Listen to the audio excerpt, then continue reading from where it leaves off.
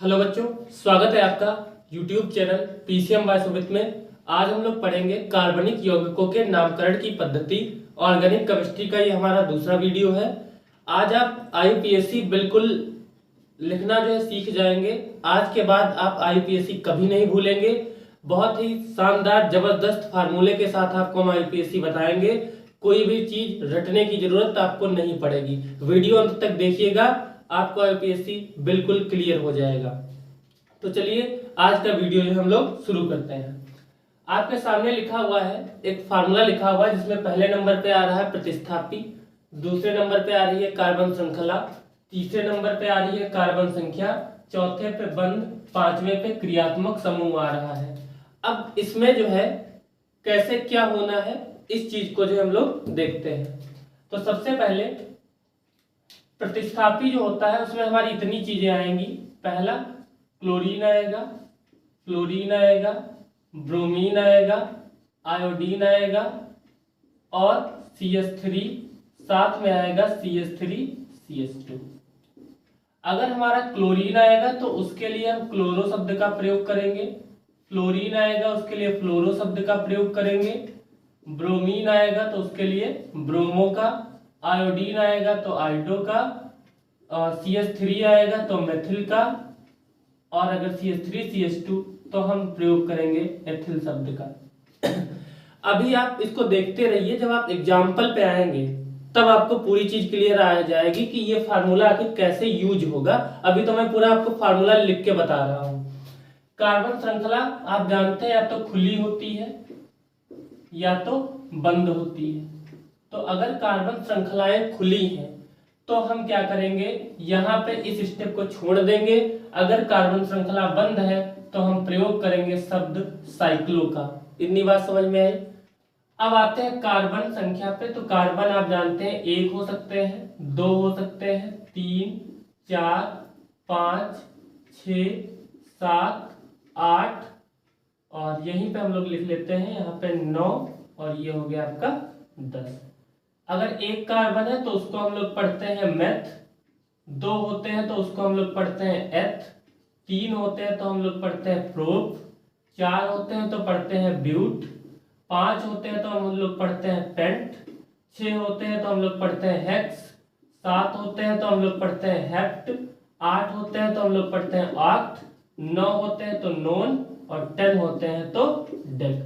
अगर कार्बन संख्या जो है वो इस प्रकार से है तो हम इसी प्रकार से उसका नामकरण करेंगे। अब आते हैं बंध पे। तो बंध 3 प्रकार के होते हैं, एक तो सिंगल बॉन्ड, डबल बॉन्ड और ट्रिपल बॉन्ड। सिंगल बॉन्ड है तो हम लोग उसके लिए एन लिखेंगे, ट्रिपल बॉन्ड है तो इन लिखेंगे, और सेकंड डबल बॉन्ड है तो इन और ट्रिपल बॉन्ड है तो आइन लिखेंगे। ये हमारा बंध कंप्लीट हो गया।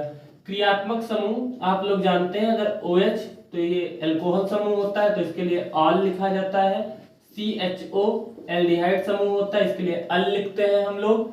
COOH कार्बोक्सिलिक समूह होता है, ये ऐसे भी लिखा हो सकता है तो इसके लिए हम लोग लिखेंगे ओइक एसिड लिखेंगे इसके लिए। और C double bond O ketone होता है तो उसके लिए हम लोग ओन लिखेंगे। तो ये आपके क्रियात्मक समूह हो गए मुख्य वाले। इन दो पे स्टार बना लीजिए क्योंकि यहाँ पे नियम और शर्तें जो है आपकी लागू रहेंगी। अब मैं आपको समझाता हूं कि आपको नामकरण कैसे करना है। ये आपके सामने फार्मूला लिख गया है, अगर ये आपको याद हो गया तो जीवन पर्यंत आईयूपीएससी आप भूलने वाले नहीं है। लेते हैं एक एग्जाम्पल छोटा सा। सबसे पहले जो पहला एग्जाम्पल लेते हैं वो हम लोग लेते हैं CH4। इसका आईयूपीएससी नाम लिखना है। लोग रटाते हैं कि इसका आईयूपीएससी नाम मेथेन होता है, क्यों होता है ये कोई नहीं बताता। तो यहाँ बिल्कुल बेसिक से समझेंगे हम लोग, और बहुत बड़े बड़े आईयूपीएससी करने वाले हैं, लगभग 2-3 वीडियो की पूरी सीरीज में जो है। तो देखिए क्या इसमें से कोई प्रतिस्थापी है, क्या यहाँ पे Cl है, F है, Br है, I है। अभी आपको इन दोनों से नहीं मतलब, इन चारों से मतलब है। चार में से कोई नहीं है तो हम इसको छोड़ देंगे, स्टेप गायब। कार्बन श्रृंखला बंद दिख रही नहीं तो इस स्टेप को भी छोड़ दिया। उसके बाद कार्बन संख्या, इसमें कार्बन कितने हैं एक सी है, और अगर सी एक है तो उसके लिए हम क्या लिखते हैं, मैथ, तो उसके लिए हमने क्या लिख दिया, मैथ। फिर आ रहे हैं बंध पे। बंध कौन सा, जब कोई बॉन्ड ना हो तो हम सिंगल बॉन्ड मानते हैं, और सिंगल बॉन्ड के लिए क्या लिखते हैं, एन, तो अब इसके आगे क्या जोड़ देंगे, एन जोड़ देंगे।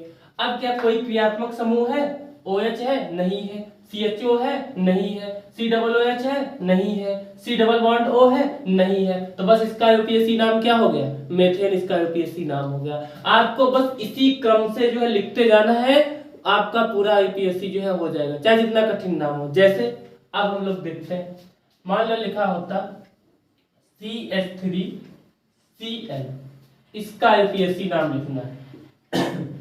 ये दूसरा एग्जांपल है, तो इसके लिए हम लोग क्या करेंगे, इसमें देखते हैं क्या Cl है, बिल्कुल है, तो Cl है, तो इसके लिए हम लोग किसका प्रयोग करेंगे, क्लोरो शब्द का, तो हम लोगों ने यहाँ पे Cl के लिए क्या लिख दिया, क्लोरो। उसके बाद कार्बन श्रृंखला बंद है नहीं, तो फिर हम साइक्लो का प्रयोग नहीं करेंगे और इस स्टेप को छोड़ देंगे। उसके बाद कार्बन संख्या, तो कार्बन कितने हैं यहाँ पे, एक, ये कार्बन नहीं है, क्यों, क्योंकि ये तो पूरा Cl हो गया। कार्बन कितना है, एक, और एक कार्बन के लिए हम क्या लिखते हैं, मेथ, तो क्लोरो, फिर हमने क्या लिख दिया, मेथ। उसके बाद जब कोई बॉन्ड नहीं तो सिंगल बॉन्ड, और सिंगल बॉन्ड के लिए हम क्या लिखते हैं, एन, तो हमने क्या लिख दिया, एन लिख दिया।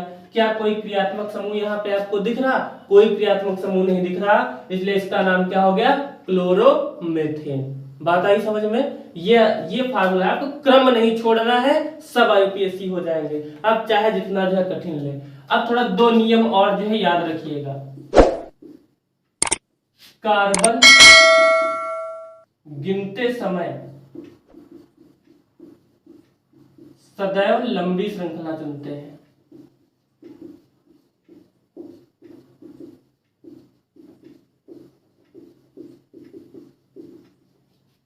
दूसरी चीज, कार्बन उस ओर से गिनते हैं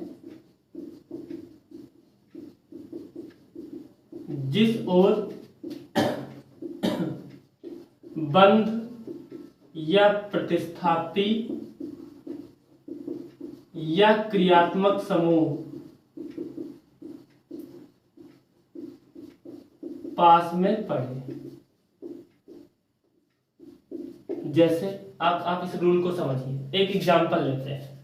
हम लोगों ने एक एग्जांपल लिया, मान लीजिए CH3 CH2 CH2